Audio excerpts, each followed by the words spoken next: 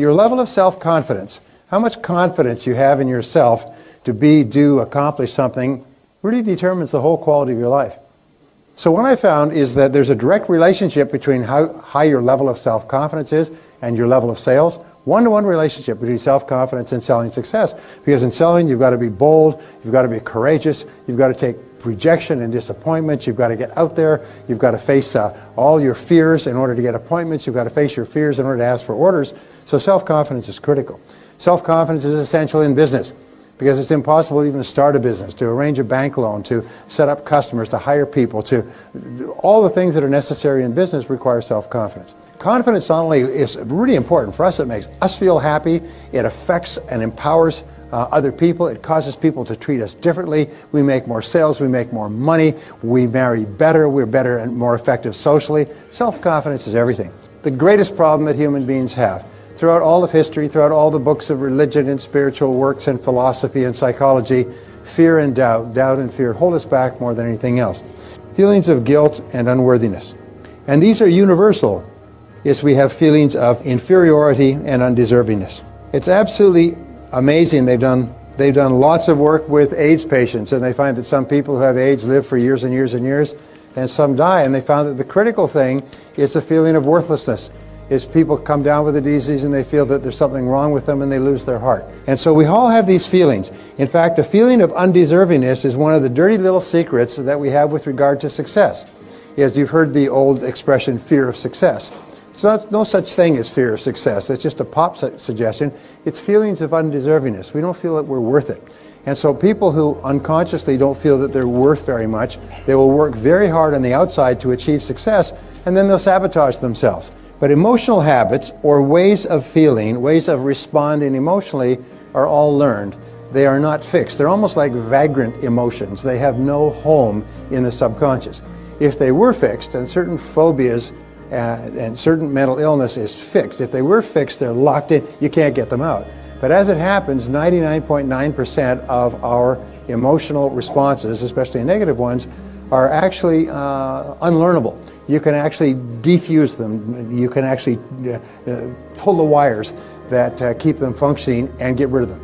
And if you couldn't get rid of them, of course, you could never improve. Most people believe, falsely, that their situation in life is determined by factors outside of themselves. Whereas the fact is that our thoughts, which are the only thing that we control, and which we do control, determine everything that happens to us in life.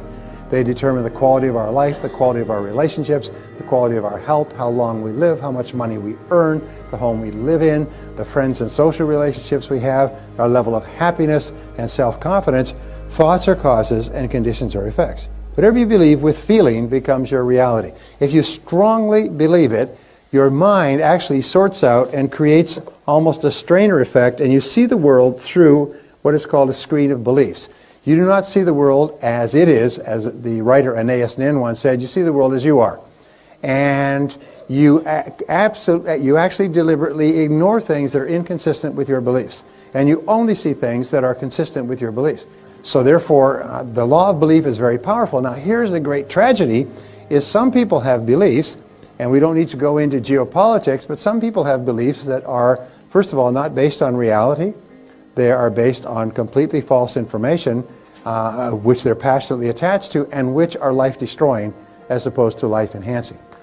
So if you could buy one belief, the belief is this, is that you are destined to be a big success, that you have incredible potential, that you're surrounded by incredible opportunities, and that you're going to be a huge success in life, and everything that's happened up to now is part of your preparation. So challenge your self-limiting beliefs. Don't ever say, I can't do that, or I'm not good at that, or something else. No, wait and say, wait, what if that's totally false? What if deep down inside you have the ability to be extraordinary at something that's important to you?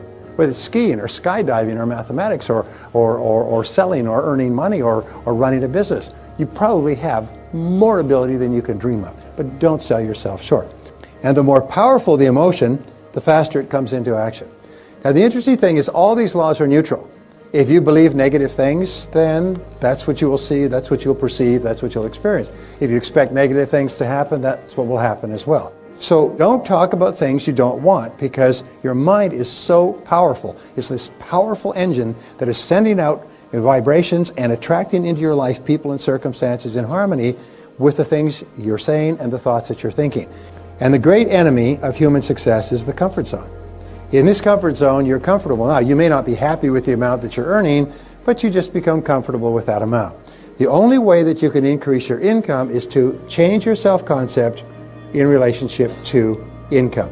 And what we know is that your overall self-concept is determined by your self-concept in all the areas of your life that you consider important. How much you like yourself is the measure of your self-esteem. How much you like yourself is whenever your self-esteem, your self-image, your personal performance is consistent with your self-ideal, the person that you would most like to be, your self-esteem goes up. Whenever you do anything that is consistent with the best person you could be, you feel happy, you feel proud, you have greater self-respect, you have more energy. Whenever you do something that's not like you blow up, you get mad, you swear, you do something that, that's not consistent with the best person you could be, your self-esteem takes a hit. But when you start to act in a way consistent with the best that you know, your self-esteem goes up. That the most powerful words you'll ever learn are the words, I like myself. I like myself. I like myself. Whenever you say the words, I like myself, your overall self-concept goes up. Your self-image improves and your self-ideal clarifies. And as your self-image, as your self-concept goes up, your performance and your behavior in every part of your life goes up as well. The idea of liking yourself is the purest and most positive statement you can give from your conscious mind to your subconscious mind, because it's like mummy's kisses. It makes everything okay. Takes all the pain away.